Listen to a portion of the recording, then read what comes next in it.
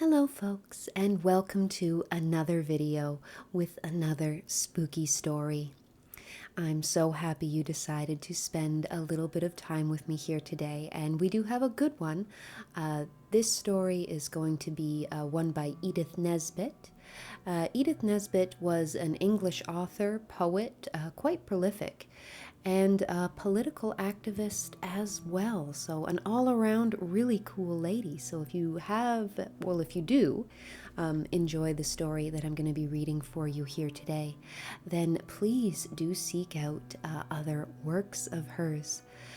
We are audio only for this particular ghost story, just because it's been a little bit crazy here. So getting out my whole setup was just not feasible. So with any luck, I have figured out how to add in images and maybe some music for the background of this recording to make it a little more interesting for you. Just before we get into it, the usual cautions. Spooky stories tend to arise from tragic events, murders, suicides, lots of, any one of a number of unpleasant things. And if that doesn't sound quite like your cup of tea, then this might not be the content for you. Also, given that I do read Victorian and Edwardian ghost stories, well, spooky stories, they're not always ghost stories.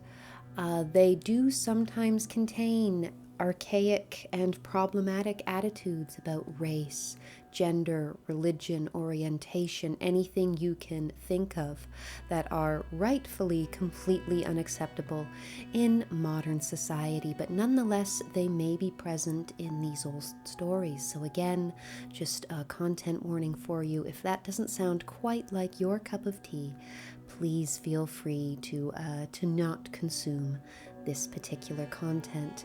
The only additional note for today is that there have been workmen in the building for, I think, several weeks at this point, doing various things, repairing water pipes, reflooring the apartment across the hall. The noise has been pretty ridiculous. I've actually had a lot of trouble finding opportunities to record anything. So if you do hear construction noise in the background, I apologize profusely. There's very little that I can do about it, though. And as always, I do apologize in advance for any mispronunciations and misspeakings that you are about to be subject to in this video. Now, with all of that out of the way, let's get into the story. This time around, I will be reading for you The Shadow by E. Nesbit, which I chose because it's kind of a fun story within a story.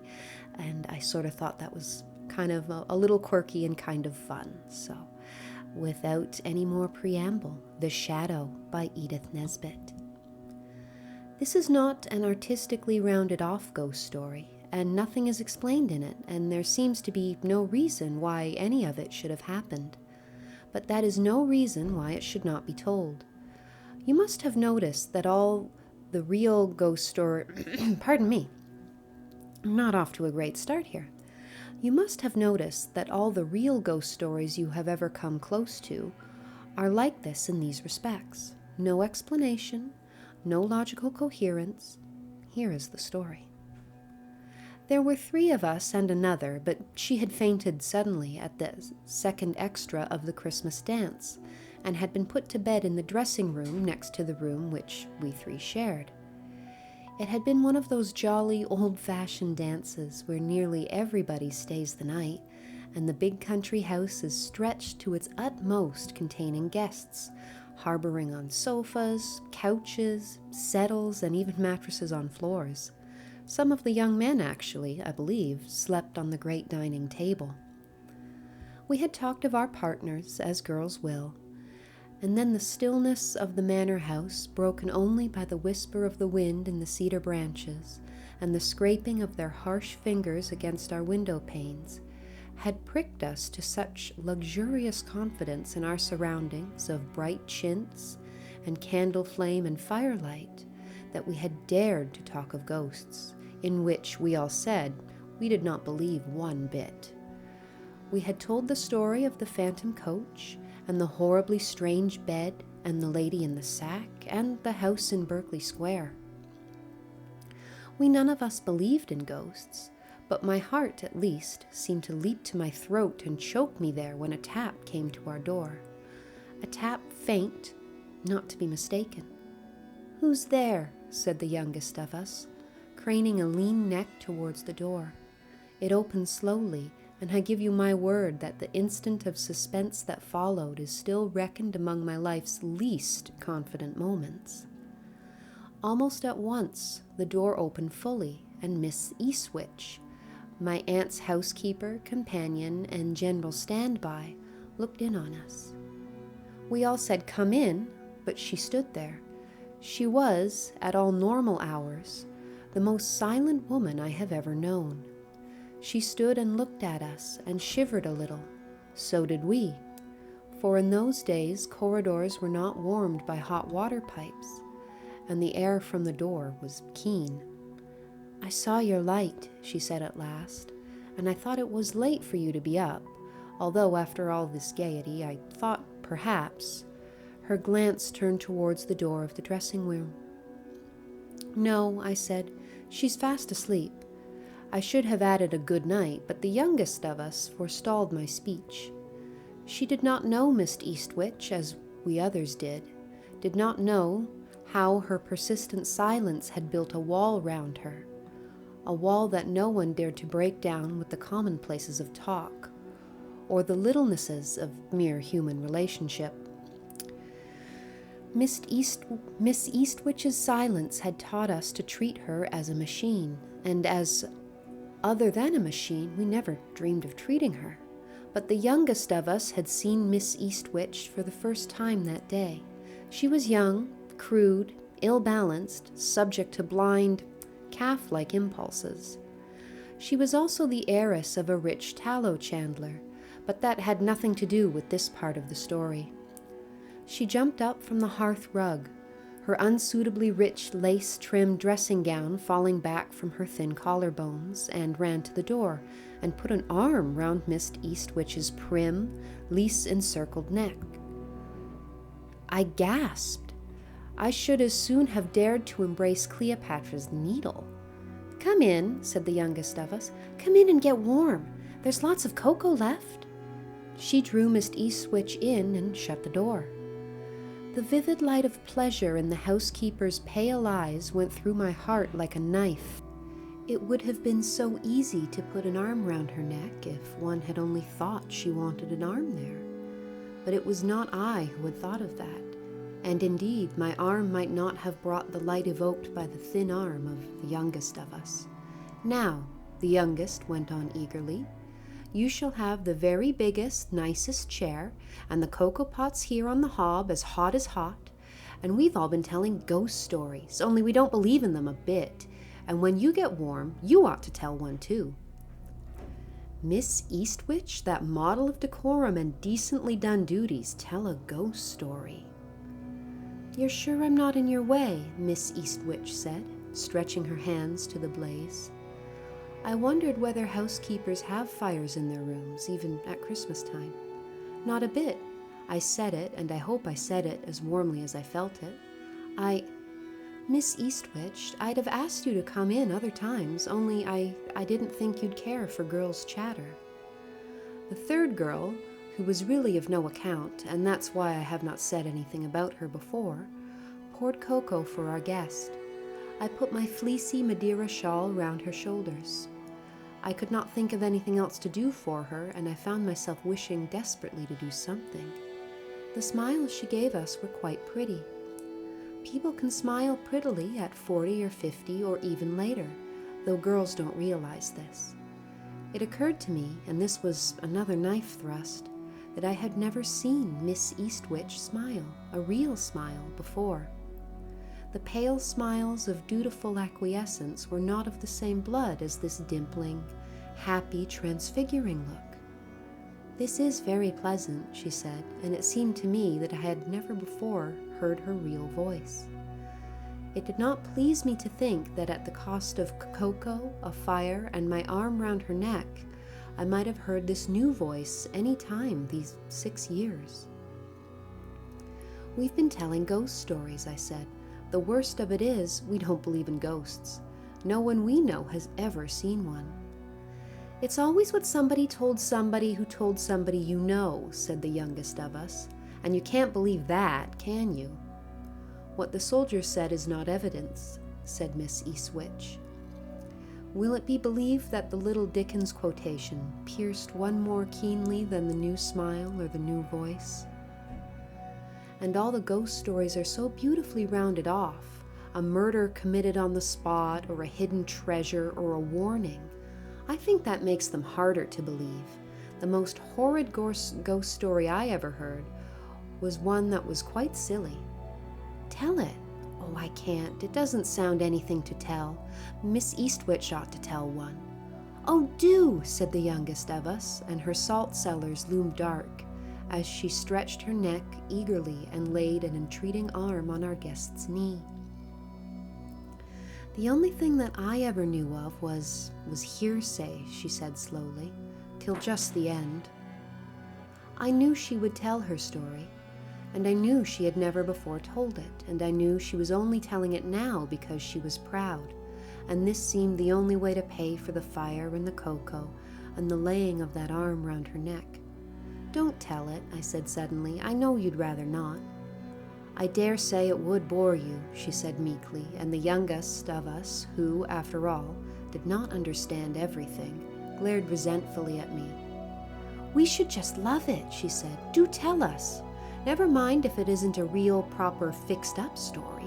I'm certain anything you think ghostly would be quite too beautifully horrid for anything.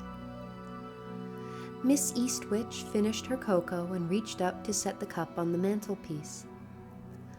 I can't do any harm, she said half to herself. They don't believe in ghosts, and it wasn't exactly a ghost either, and they're all over 20. They're not babies. There was a breathing time of hush and expectancy. The fire crackled and the gas suddenly glared higher because the billiard lights had been put out. We heard the steps and voices of the men going along the corridors. It is really hardly worth telling, Miss Eastwich said doubtfully, shading her face from the fire with her thin hand. We all said, oh, go on, do. Well, she said, 20 years ago, and more than that, I had 2 friends, and I loved them more than anything in the world, and they married each other. She paused, and I knew just in what way she had loved each of them. The youngest of us said, how awfully nice for you, do go on. She patted the youngest's shoulder, and I was glad that I had understood and that the youngest of us hadn't. She went on. Well, after they were married, I did not see much of them for a year or 2, and then he wrote and asked me to come and stay because his wife was ill, and I should cheer her up and cheer him up as well, for it was a gloomy house, and he himself was growing gloomy too. I knew as she spoke that she had every line of that letter by heart. Well, I went. The address was in Lee, near London. In those days there were streets and streets of new villa houses growing up round old brick mansions standing on their own grounds, with red walls round, you know, and a sort of flavor of coaching days and post-chaises and Blackheath highwaymen about them. He said the house was gloomy and that it was called the Firs, and I imagined my cab going through a dark, winding shrubbery and drawing up in front of one of these sedate old square houses. Instead, we drew up in front of a large, smart villa with iron railings, gay and caustic tiles leading from the iron gate to the stained glass paneled door. And for shrubbery, only a few stunted cypresses and ecubas in the tiny front garden. But inside it was all warm and welcoming. He met me at the door. She was gazing into the fire, and I knew she had forgotten us. But the youngest girl of all still thought it was to us she was telling her story. He met me at the door, she said again, and thanked me for coming, and asked me to forgive the past. What past? Said that high priestess of the in propos, the youngest of us all. Oh, I suppose he meant because they hadn't invited me before or something, said Miss Eastwich worriedly. But it's a very dull story, I find, after all, and do go on, I said. Then I kicked the youngest of us and got up to rearrange Miss Eastwich's shawl, and said in blatant dumb show over the shawled shoulders, "Shut up, you little idiot." After another silence, the housekeeper's new voice went on. They were very glad to see me, and I was very glad to be there. You girls now have such troops of friends, but these two were all I had, all I ever had had. Mabel wasn't exactly ill, only weak and excitable. I thought he seemed more ill than she did. She went to bed early, and before she went, she asked me to keep him company through his last pipe. So we went into the dining room and sat in the 2 armchairs on either side of the fireplace. They were covered with green leather, I remember. There were bronze groups of horses and a black marble clock on the mantelpiece, all wedding presents. He poured out some whiskey for himself, but he hardly touched it. He sat looking into the fire. At last I said, "What's wrong? Mabel looks as well as you could expect." He said, "Yes, but I don't know from one day to another that she won't begin to notice something wrong. That's why I wanted you to come. You were always so sensible and strong-minded, and Mabel's like a little bird on a flower." I said yes, of course, and waited for him to go on. I thought he must be in debt or in trouble of some sort, so I just waited. Presently he said, "Margaret, this is a very peculiar house." He always called me Margaret. You see, we'd been such old friends. I told him I thought the house was very pretty and fresh and homelike, only a little too new, but that fault would mend with time. He said, "It is new. That's just it. We're the first people who've ever lived in it. If it were an old house, Margaret, I should think it was haunted." I asked if he had seen anything. "No," he said, "not yet."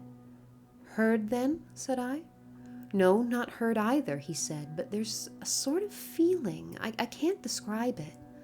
I've seen nothing, and I've heard nothing, but I've been so near to seeing and hearing, just near, that's all. And something follows me about. Only when I turn round, there's never anything, only my shadow. And I always feel that I shall see the thing next minute, but I never do, not quite. It's always just not visible." I thought he'd been working rather hard and tried to cheer him up by making light of all this. It was just nerves, I said. Then he said he thought I could help him, and did I think anyone he had wronged could have laid a curse on him, and did I believe in curses?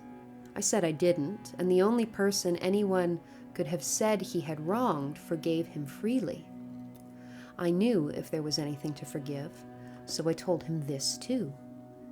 It was I, not the youngest of us, who knew the name of that person, wronged and forgiving. So then I said he ought to take Mabel away from the house and have a complete change, but he said no. Mabel had got everything in order, and he could never manage to get her away just now without explaining everything. And above all, he said, she mustn't guess there's anything wrong. I dare say I shan't feel quite such a lunatic now you're here. So we said good night. "Is that all the story?" said the third girl, striving to convey that, even as it stood, it was a good story.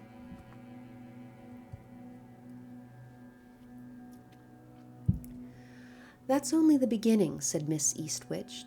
"Whenever I was alone with him, he used to tell me the same thing over and over again. And at first, when I began to notice things, I tried to think that it was his talk that had upset my nerves. The odd thing was that it wasn't only at night, but in broad daylight, and particularly on the stairs and passages. On the staircase, the feeling used to be so awful that I have had to bite my lips till they bled to keep myself from running upstairs at full speed. Only I knew if I did, I should go mad at the top. There was always something behind me, exactly as he had said. Something that one could just not see, and a sound that one could just not hear. There was a long corridor at the top of the house. I have sometimes almost seen something. You know how one sees things without looking, but if I turned round, it seemed as if the thing dropped and melted into my shadow. There was a little window at the end of the corridor. Downstairs there was another corridor, something like it, with a cupboard at one end and the kitchen at the other. One night I went down into the kitchen to heat some milk for Mabel. The servants had gone to bed. As I stood by the fire waiting for the milk to boil, I glanced through the open door and along the passage. I never could keep my eyes on what I was doing in that house. The cupboard door was partly open. They used to keep empty boxes and things in it. And as I looked, I knew that now it was not going to be almost anymore. Yet I said, "Mabel?" Not because I thought it could be Mabel, who was crouching down there, half in and half out of the cupboard. The thing was gray at first, and then it was black. And when I whispered, "Mabel," it seemed to sink down till it lay like a pool of ink on the floor. And then its edges drew in, and it seemed to flow like ink when you tilt the paper up you have spilt it on. And it flowed into the cupboard till it was all gathered into the shadow there. I saw it go quite plainly. The gas was full on in the kitchen. I screamed aloud, but even then, I'm thankful to say, I had enough sense to upset the boiling milk, so that when he came downstairs 3 steps at a time, I had the excuse for my scream of a scalded hand. The explanation satisfied Mabel, but next night he said, "Why didn't you tell me? It was that cupboard." All the horror of the house comes out of that. Tell me, have you seen anything yet? Or is it only the nearly seeing and nearly hearing still? I said, "You must tell me first what you've seen." He told me, and his eyes wandered as he spoke to the shadows by the curtains. And I turned up all 3 gas lights and lit the candles on the mantelpiece. Then we looked at each other and said we were both mad and thanked God that Mabel at least was sane. For what he had seen was what I had seen. After that, I hated to be alone with a shadow, because at any moment I might see something that would crouch and sink and lie like a black pool, and then slowly draw itself into the shadow that was nearest.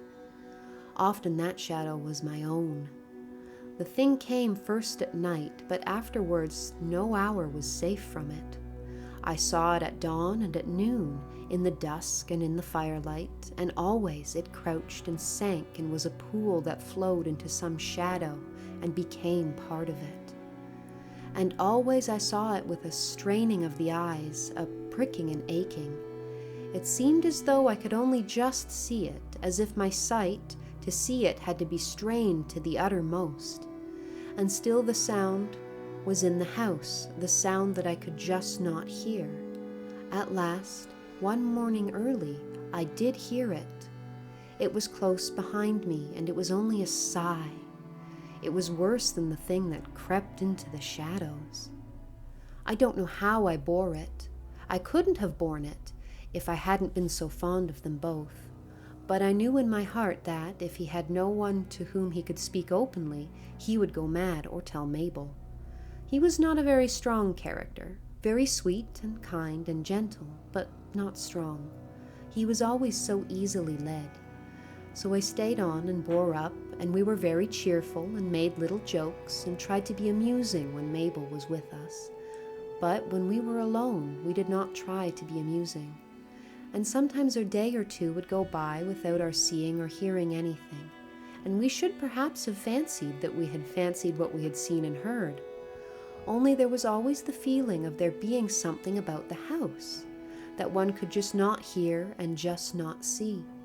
Sometimes we used to try not to talk about it, but generally we talked of nothing else at all, and the weeks went by and Mabel's baby was born. The nurse and the doctor said both mother and child were doing well. He and I sat late in the dining room that night. We had neither of us seen or heard anything for 3 days. Our anxiety about Mabel was lessened. We talked of the future. It seemed then so much brighter than the past. We arranged that the moment she was fit to be moved, he should take her away to the sea and I should superintend the moving of their furniture into the new house he had already chosen. He was gayer than I had seen him since his marriage, almost like his old self. When I said goodnight to him, he said a lot of things about my having been a comfort to them both.